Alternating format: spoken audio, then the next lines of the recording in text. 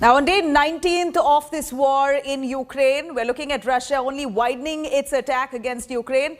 Gaurav Sawant there on ground, bringing us the latest. Gaurav, take it away. Nabila, thank you very much. And there is a fear that these operations are only set to intensify, given the air raid sirens that are going off in 19 of the 24 provinces and regions here in Ukraine. It shows that the fear is Russia will systematically target all pockets of resistance, and systematically, whether we talk about the offensive that's coming from Irpin, Bucha, Brovary to the north, northwest and northeast, or the targeting of Lviv to the west in Ukraine, a very clear signal that those are supply lines and of course also evacuation route that could also be targeted. 35 people were killed according to Ukraine, and those were servicemen undergoing training at a military facility. Of course, Russia has claimed that 180 foreign mercenaries were killed, that these foreign mercenaries were undergoing training before being launched to fight the Russian forces here. On day 19, it's not just the air raid sirens, it's also airstrikes. It's also combat that's going on in multiple locations. A school in the city of Mykolaiv was hit by a Russian missile strike. Russia has targeted key Ukrainian air defense systems. Russians have also destroyed several airfields in Ukraine. Now, in the Bishev village of Ukraine that came under a missile attack, multiple houses and buildings were damaged. Ukrainian Ministry of Defense has said that they have shot down 4 Russian planes and 3 helicopters on Sunday. But let's first listen in to President Zelensky, who's warning that in case a no-fly zone is not declared over Ukraine immediately, other European countries could also be in the line of Russian fire in the times to come. Let's listen in.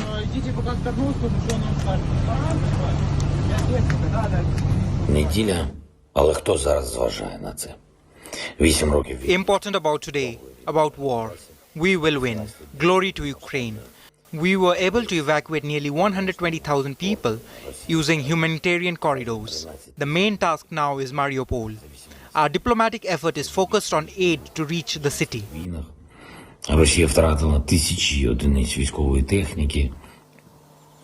And over the course of the next half hour, I will get you reports from Kharkiv, from Kyiv, from several other places in Ukraine. But I quickly want to cut across to the foreign affairs editor of Ukraine, a major television network here in Ukraine. Anna Basova now joins me.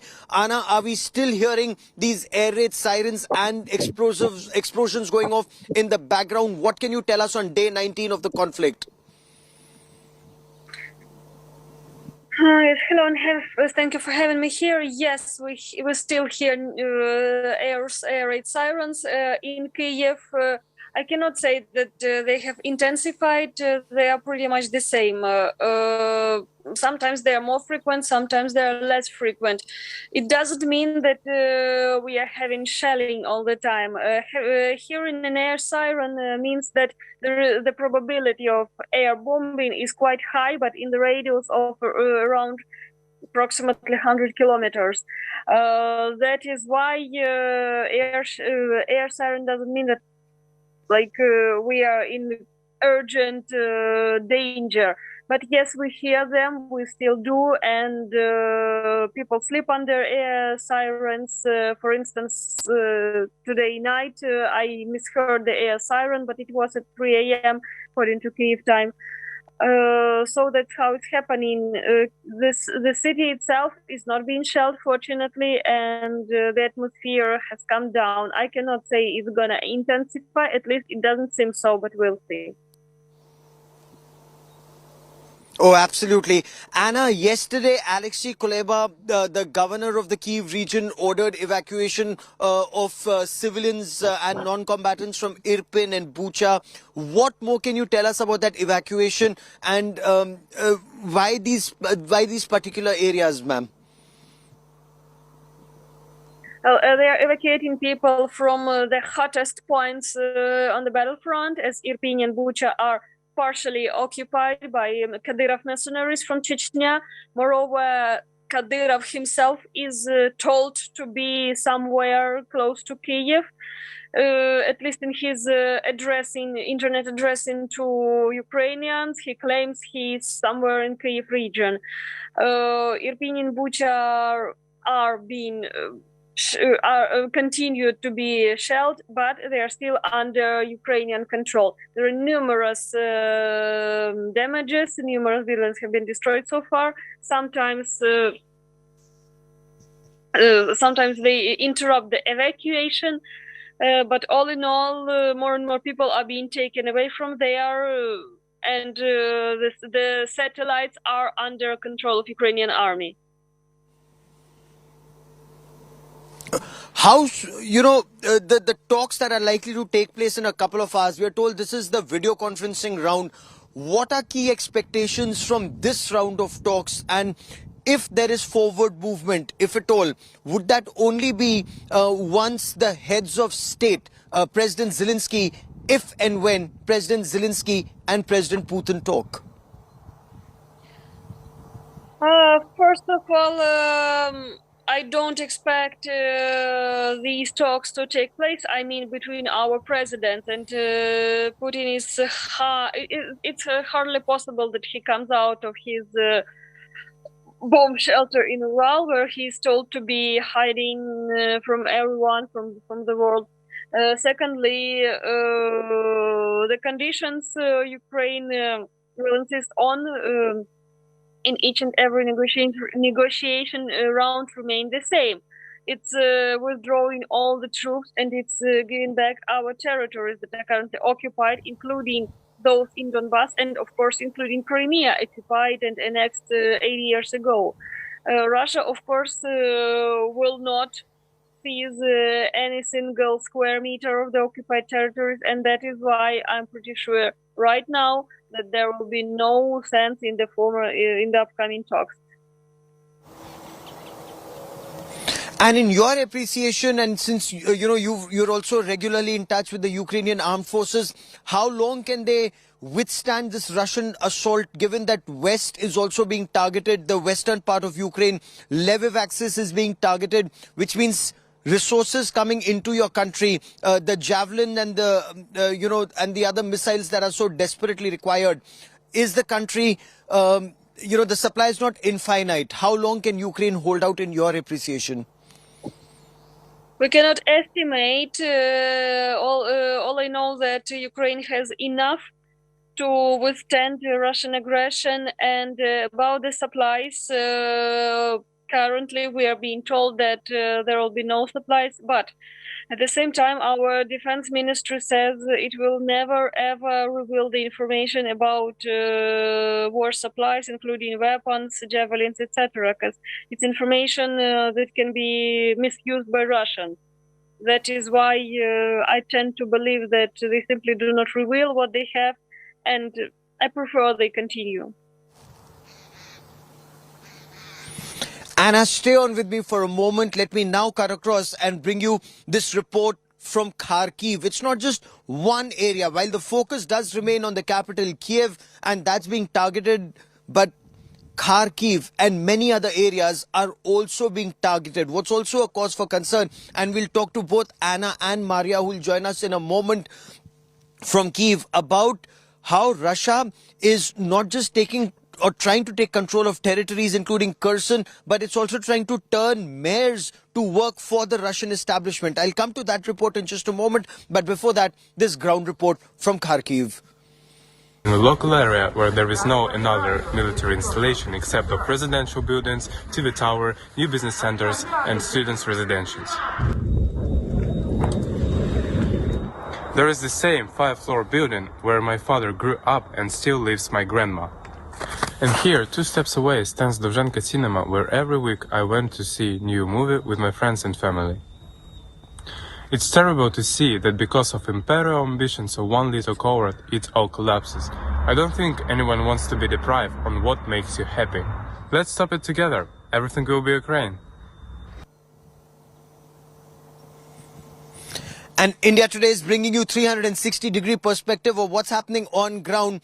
We have Anna Basova with us. We also have Maria Pisranko joining us on the broadcast. And Maria, many thanks for joining me here this morning. It's extremely cold early this morning, but day 19 of this conflict, is evacuation the top priority? Are more defenses coming up? Maria, what are you picking up on day 19?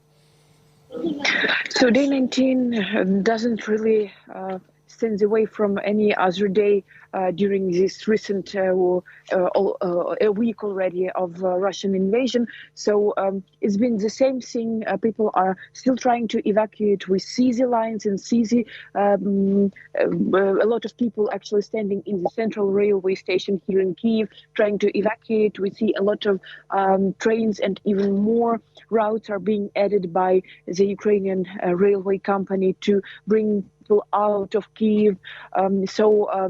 It's interesting to tell is all of these routes, all of these train rides are for free to Lviv, to Uzhhorod, to other cities in the western part of Ukraine. But if you want to go across the border, for example, to Warsaw, there is an evacuation train to Warsaw. You have to pay for this only distance from Lviv to Warsaw. So people are trying to use this advantage of evacuation trains. Still, some of them in Kyiv are still trying to comprehend whether it's appropriate time to leave right now, or is it better to stay here in Kyiv? Because in Kyiv, you have this wrong feeling of being safety, because it is the capital of Ukraine, and it is covered with air defense systems of Ukraine really largely. And we see these reports like this night accident, which resulted in targeting the Obolon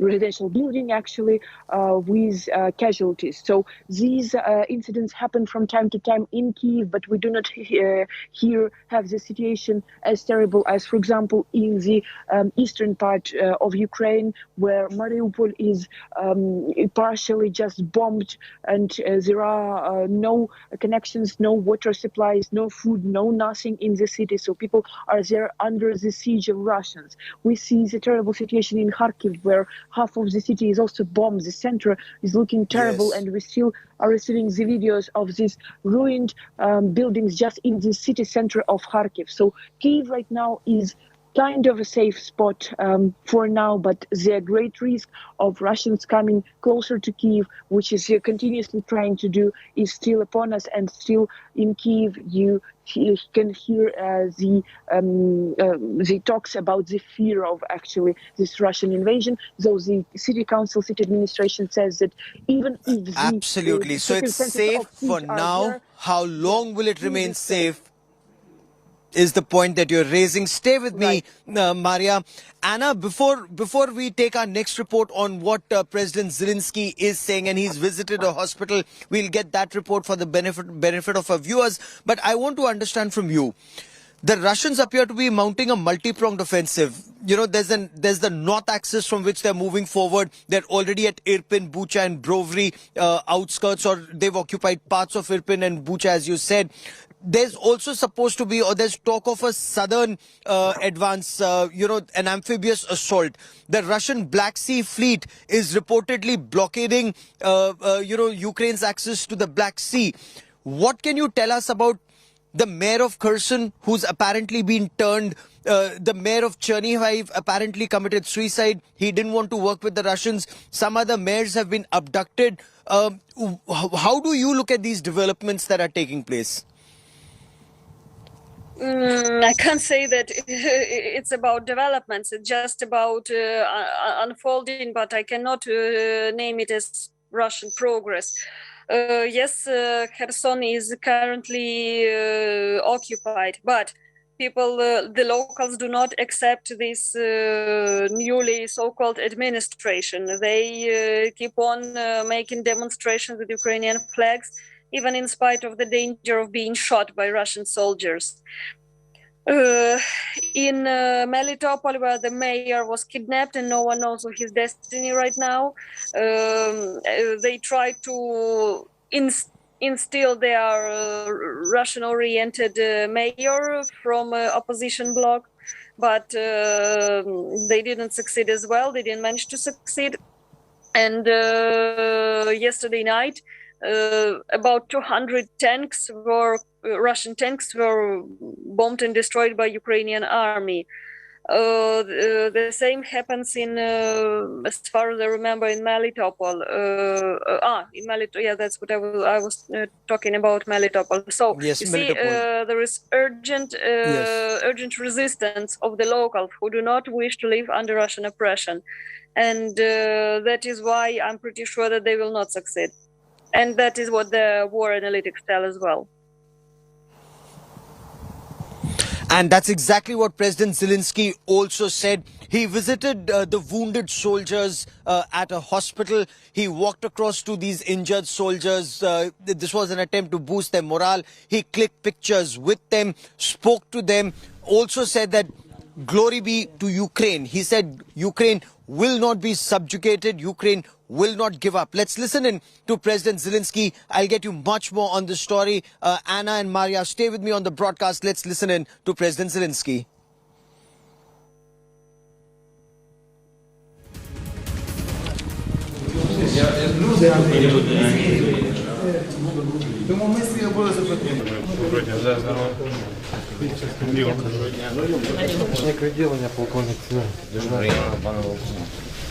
Академік академічних наук, генеральної відставці Лурін. Ми переможемо. 100%. Добрий день, бажаю здоров'я. Як ви, хлопці? Хорошо. Та не хорошо. Хорошо. Нормально? Нормально. Молодці, дуже круто. Міцні хлопці. Давно? Нещодавно. Нещодавно? 5-го числа. Ні, 6-го. And after visiting patients and wounded soldiers in hospital, President Zelensky warned the North Atlantic Treaty Organization countries. He warned today it's Ukraine that's under attack. If a no-fly zone is not declared immediately over Ukraine, and if Ukraine crumbles under this relentless Russian assault, other European countries would be next. And they've warned that missiles are falling eerily close and strikingly close to the border with Poland. Missiles have targeted Ivano-Franko. That's an airfield very close to Poland. It's in the west. Missiles have targeted Lviv, and multiple missile fired at a military installation. Several embassies have now closed shop. They've moved away to Poland, including the Indian mission. They've moved from Kyiv first to Lviv and then from Lviv to Poland. It's a temporary measure till situation stabilizes. Let's listen in to President Zelensky. I'll get you more on this. Maria stays with me on this broadcast. Обстрілу Міжнародного центру миротворчості та безпеки загинуло 35 людей. Ще 134 людини отримали поранення. Там не відбувалось нічого, що могло би загрожувати території Російської Федерації. І всього лише у 20 кілометрах звідти кордони НАТО. В минулому році я чітко попереджав лідерів НАТО, якщо не буде жорстких превентивних санкцій проти Російської Федерації, вона піде війною. Ми були праві. Я говорив протягом довгого часу, Північний потік – це зброя, яка ударить по всій Європі. Тепер це очевидно. І зараз я повторюю знову, якщо ви не закриєте наше небо, то це лише питання часу, коли російські ракети впадуть вже на вашу територію, на територію НАТО, на домівки громадян країн НАТО. So on day 19, let me get you details of what is happening. The Russian forces are, as the reporters from Ukraine were also telling us, they are in Irpin and Bucha. This is where an American journalist was shot dead. 2 others were injured. They're also very close to, the Russian forces are very close to Brovary. That's where emergency evacuation was taking place till late last night. We were reporting from ground zero till late evening yesterday. There's also a move forward from the southern axis. There is a fear of an amphibious assault. The Russian Black Sea Fleet is blockading the seas, not permitting Ukraine to access the sea. They're also moving forward. Now, the fear is Odessa, and then they keep moving upwards, attempting to come to Kyiv. But en route, they will be stalled. I spoke to the mayor of Bela Sirkov, and this is about 70 kilometers south of Kyiv. You have the army that's deployed there, you have civil defense, you have the militia, and they are saying that with the multiple checkpoints and blockades and their air defense systems still operational, they will stall the advance of the Russians. Let's listen in. This is an India Today exclusive. Preparations intensifying for the defense of Kyiv, and we are in Bela-Serkov. This is about 70 kilometers from Kyiv, and with us is the mayor. This is the axis from the south. We've been talking about the north, northwest and west, three approaches to Kyiv that the Russians are trying to advance from. In the south, they are being stopped, and with us is the mayor of Bela-Serkov. Sir, what's the current position right now? Звичайно, наше місто, як і всі великі міста України, були здійснені ракетні удари з сторони електропостачання, водопостачання, газозабезпечення, а також теплопостачання. Today the situation in Bela-Serkov is stability. All the life support system works stably, but we also was attacked by Russian Federation army. We have some missiles here. So there was a missile strike. There have been missile strikes here. Now, this is quite a militarized zone, even as we speak. Everyone's carrying a weapon. The mayor himself is carrying his assault rifle. His team that work with him, they are armed with their weapons, walking alongside him.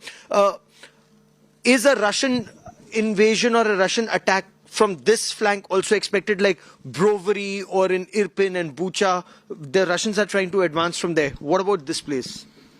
Поки що на нас атаки не було. Було декілька диверсійних груп. No, the situation in Bela-Serkov is stable.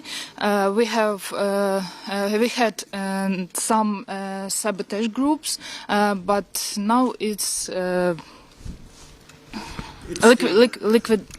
They've been liquidated. We'll liquidate. That's a very important point that you make. The mayor is making a very important point about sabotage. Russian infiltrators, they are coming into the system not with their weapons. Their weapons are already here, and then they attempt to target the Ukrainian security forces from behind. And that is where, if you notice this change in the armband, it used to be yellow earlier, it's blue now. It's to keep an eye on who's on the Ukrainian side and who's on the Russian side. But there were some missile attacks that took place in Bela-Serkov.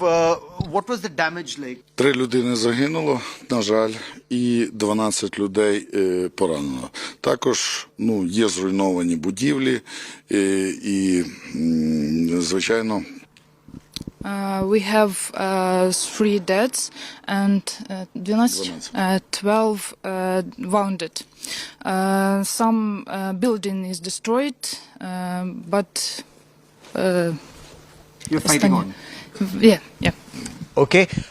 In this locality, there have been some missile strikes. Some military installations have also been targeted by the advancing Russian soldiers. But is Kyiv safer from the south side as the Russians approach from the north and the northwest? Сьогодні в Україні немає міста, де би було безпечно знаходитись, тому що ми бачимо.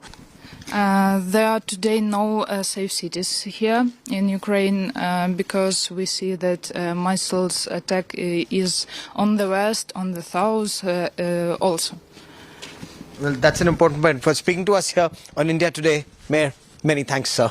Ma'am, many thanks.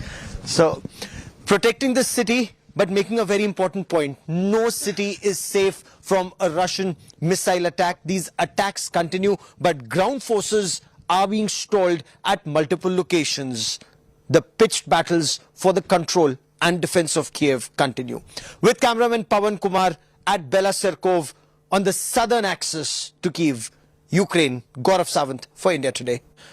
19 of 24 regions are seeing air raid sirens on day 19 of this conflict, and this is a cause for grave concern.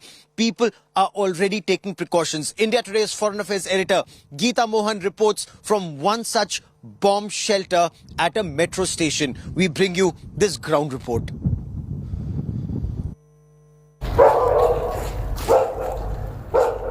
On the ground training of the civilians here who've joined up in the Territorial Defence Force, been split into groups and then being taught how to enter territories occupied by the enemy.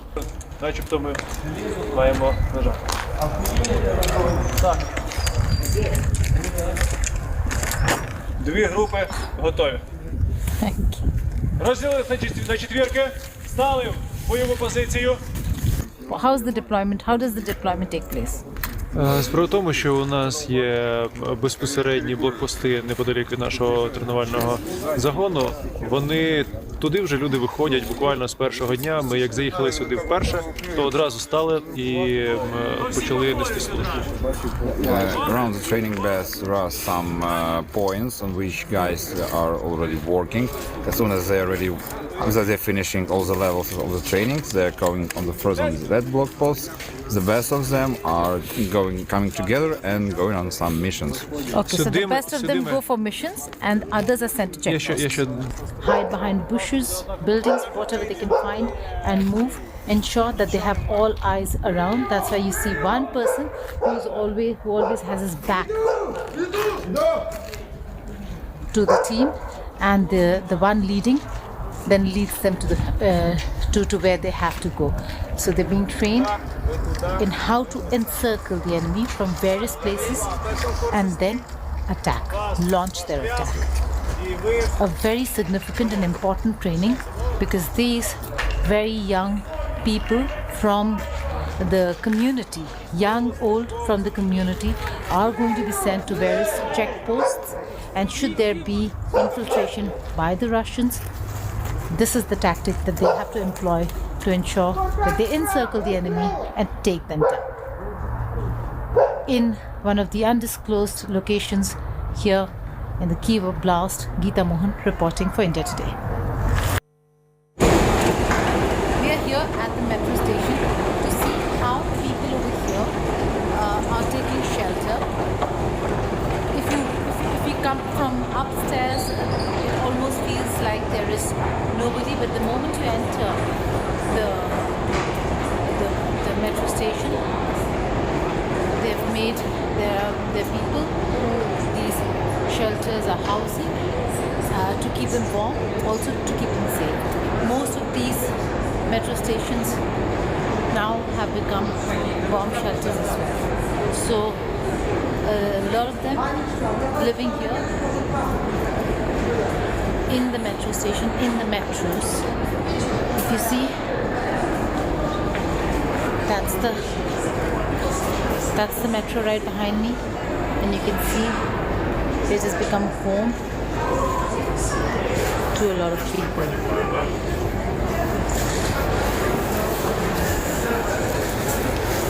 So this is the only safety that many have found, a safe place. Metro over here. Living over here to find some warmth was also to ensure that they're safe. Bucha is one axis north of Kyiv from where the Russian assault is expected.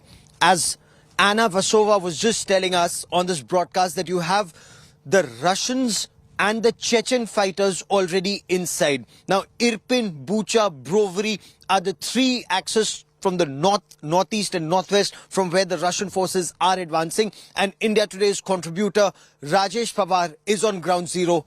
He sends us this report. I'm right now standing in front of Babaniyar Memorial. It is a memorial in the memory of those Jews which were killed by the Nazis in the Second World War. Almost 18% population of Kyiv during the Second World War in the late 1930s was almost 18% of the total population. And these people were massacred by the Nazis, and mass graves existed in this area of Babaniyar. And this memorial was made to commemorate these people who were killed by the Nazis. There was a claim by the Ukraine that recently a missile has destroyed this memorial or has caused some kind of damage. And then they blamed the Russian army of destroying the heritage sites, historical sites of Kyiv city. But here we do not see any kind of damage or any kind of bomb in this area which has landed a missile.